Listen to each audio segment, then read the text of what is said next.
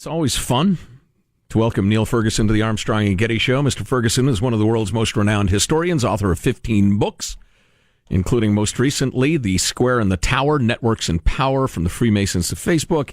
He's the Milbank Family Senior Fellow at the Hoover Institution, Stanford, positions at Harvard, etc. Indeed, if we were to read all of his credentials, the interview would be exhausted.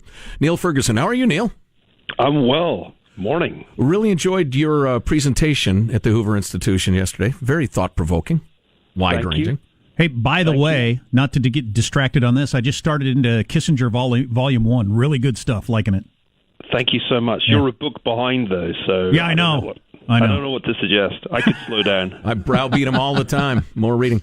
So, listen, why don't we start with the topic of yesterday's chat, which was, in large measure, Facebook and its effect on the modern world, and where you look in history for parallels, for a framework to understand what the hell is happening.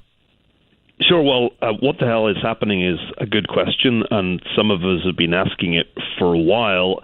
A lot more people are asking it now. They realize what was going on in 2016, and is still going on, by the way. And it's not just Facebook. It's just that Facebook is getting most of the heat at the moment. Basically, a small number of big tech companies located not too far from where I'm sitting here at Stanford in Silicon Valley have established a tremendous power in our public sphere. I was pointing out in our conversation yesterday that 80% of news is consumed in the U.S. today via a referral from Google or Facebook. So you're getting more and more people who see the news either in their news feed on Facebook or via Google search. And that is giving enormous power to these companies. And it's a power that isn't really subject to much regulation. It's a power that's making them fantastic amounts of money through the advertising they're able to do. And it's a power that turns out to have been abused in a number of ways back in 2016, some of which have now come to light. The most obvious being that the Russians were able to put a whole bunch of pretty toxic content onto the internet and get it to American voters through Facebook, as well as other platforms like YouTube and Twitter, and the other of which, of course, is as a result of the Cambridge Analytica revelations, the data that users gave to Facebook years ago became available in ways that it shouldn't have to Cambridge Analytica, and therefore was used in the 2016 election campaign. And that looks like it was in breach of an FTC order. So one thing's for sure, this particular company, Facebook, has a world of litigation coming towards it. But the bigger question is, what on earth is going on, as you said? And I think the answer is that our entire public sphere, our media, have been fundamentally transformed in ways that most of us are still struggling to understand. And I, as a historian, I am just trying to say, let's try and learn from the past. What is this like? What can we learn from past experience? And the analogy that I think is really powerful is that it's a little bit like the revolution that the printing press brought to Europe 500 years ago. That's really what the internet and the personal computer have done. They've revolutionized communication. But the consequences, if you look back to the 16th and 17th century, are not necessarily all good. Interesting. I think the democratization of ideas is something instinctively those of us who think the way we think love, but it's what if it's a made-up idea? and then it's traveling around the world. Right. The democratization of fake ideas, that's... I think most of us, if I think back to my 1990s, 2000s thinking, were excited at the prospect of a world where everybody was connected. And it seemed like it would democratize not only the media, but the world. If you think back just a few years to the time of the Arab revolutions in North Africa and the Middle East, a lot of people then said, oh, great, the internet's helping democracy and it's toppling tyrants. But I don't think we thought nearly critically and hard enough about what was happening. We didn't realize, for example, that once you create a networked world, crazy stuff is as likely to go viral as good stuff. And in fact, it turns out that it's more likely to go viral. One really interesting new study that you may have seen shows that fake news actually spreads further and faster than true news. So one thing we got wrong was that we kind of assumed that there would be this global market for ideas on the internet and the good ones would win. Actually, it looks like bad ideas drive out good ones, and that's a problem for a hyper-connected world. Our concern as free speech freaks around here is that, and let's put aside the litigation for misuse of data for the moment, because that's a really interesting other conversation, but any suggestion of you ought to curate this way or you ought not to do this or that just bothers the hell out of me, and the cure always seems worse than the disease. Are we wrong on that, or is there a route we haven't considered? No, I'm with you entirely on this. The problem is that it is by no means clear that entrusting so much power to Facebook and Google will lead to maximum free speech for at least a couple of reasons. Number one, there's all kinds of foreign pressure on them from China, from the European Union, from all over to restrict free speech. And these companies aspire to be global, and we've seen in the past that they'll do a lot to try to get into markets that make those demands.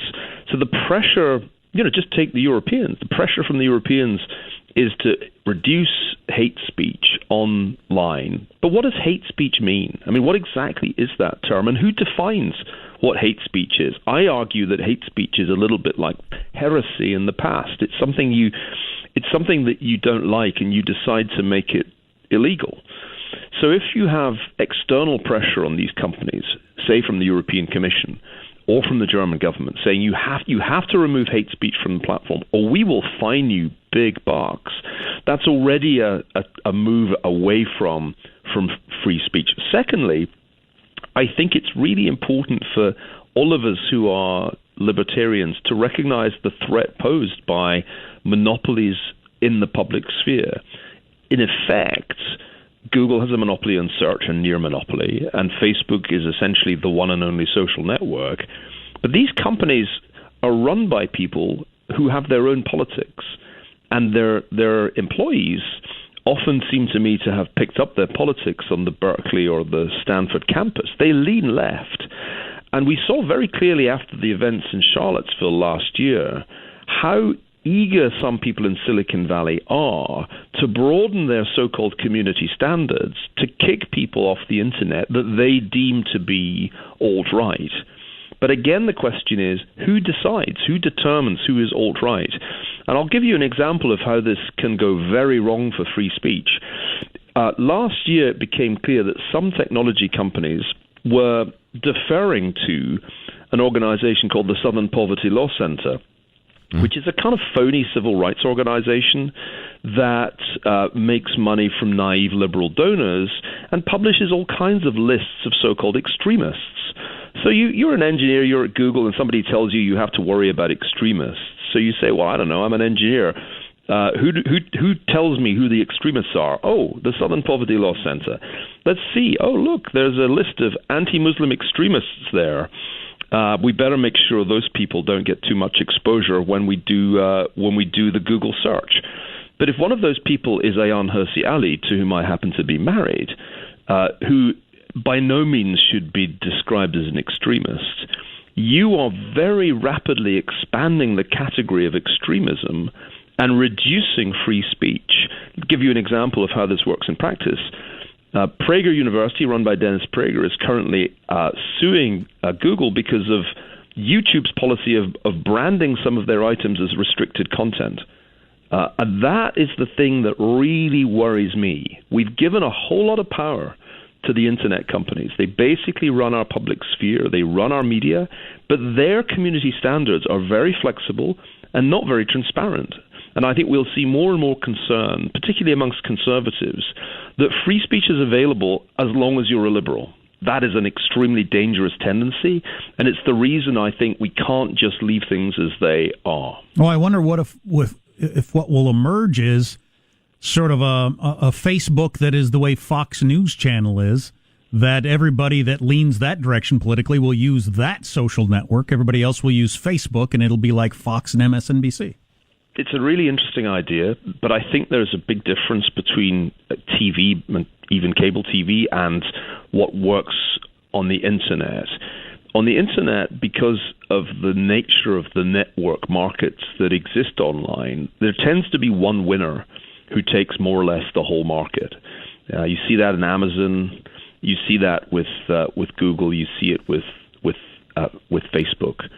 And to create an alternate Facebook would be extremely difficult because at this point, even people who say, gee, I'm really pissed at Facebook after all I just read, they find it hard to leave because they have already got so accustomed to doing their social networking with friends and family via Facebook. So good luck in creating Fox Facebook or Foxbook. Maybe we should try this ourselves. Yeah. If Foxbook were created tomorrow, it would be extremely hard for them to get the critical mass they would need to win, because these businesses have to grow very, very fast. Remember, they're essentially providing a free service and making money from advertising. That's how they work. Both Google and Facebook do that. You've got to have scale to get the advertisers to start spending dollars. And getting to scale, as anybody in Silicon Valley will tell you, is the most important thing. Maybe it's the only thing, and it's really difficult. That's why only a few companies actually succeed in achieving it. So I would be very skeptical if 5 years from now we would be in a world where there was Facebook and Foxbook, or Google and Bluegle, or whatever you want to call it, a kind of alternative. You're on a roll. You can have that one. Niall Ferguson is on the line. There are so many more ideas we want to explore. We want to talk more about the new book. But before we go to break, just so I'm certain I understand, you are calling for the immediate jailing of Mark Zuckerberg, correct? I wouldn't go quite that far. I do think there should be a trial. Due process. And that's fair enough. Niall Ferguson, we'll be back with Mr. Ferguson in a moment. I got another question about networking from his most current book. Yeah, his premise is really, really interesting. We've hardly touched it. Authors always like it when you reference their book 3 books ago, like I did with Kissinger, but that's what I'm reading. Stay tuned to the Armstrong and Getty Show. Armstrong and Getty. The conscience of the nation.